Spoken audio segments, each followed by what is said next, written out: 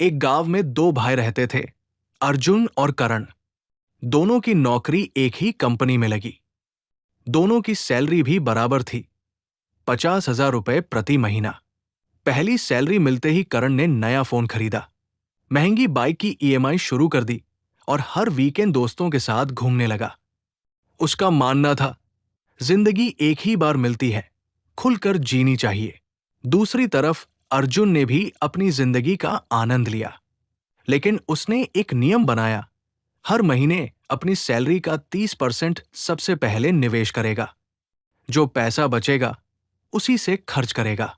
शुरुआत में दोनों की जिंदगी लगभग एक जैसी दिखती थी, लेकिन 5 साल बाद तस्वीर बदलने लगी। करण की सैलरी बढ़कर 90,000 रुपए हो गई, लेकिन उसके खर्च उससे भी तेज बढ़ गए। नई कार, बड़ा घर, क्रेडिट कार्ड का कर्ज और कई ईएमआई। महीने के अंत में उसके बैंक अकाउंट में लगभग कुछ भी नहीं बचता था। वही अर्जुन की सैलरी भी लगभग उतनी ही थी, लेकिन उसने हर साल अपना निवेश बढ़ाया। उसने अच्छे बिजनेस वाली कंपनियों और इंडेक्स फंड में नियमित निवेश किया। उसने कभी जल्दी अमीर बनने की कोशिश नहीं की।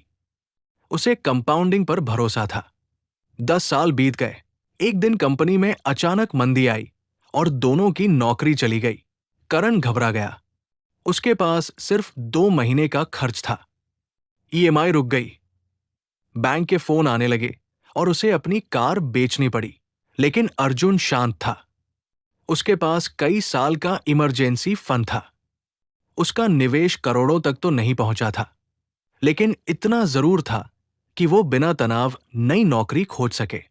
उसे अपने निवेश से मिलने वाले रिटर्न और डिविडेंड से भी कुछ आय होने लगी थी। करण ने हैरानी से पूछा, हम दोनों ने एक जैसी सैलरी कमाई, फिर आज हमारी जिंदगी इतनी अलग कैसे हो गई? अर्जुन मुस्कुराया और बोला, फर्क सैलरी का नहीं था, फर्क आदतों का था। तुमने पहले खर्च किया और जो बचा उसे बचाने की कोशिश की। मैंने पहले निवेश किया और जो बचा उसी में जीवन जिया।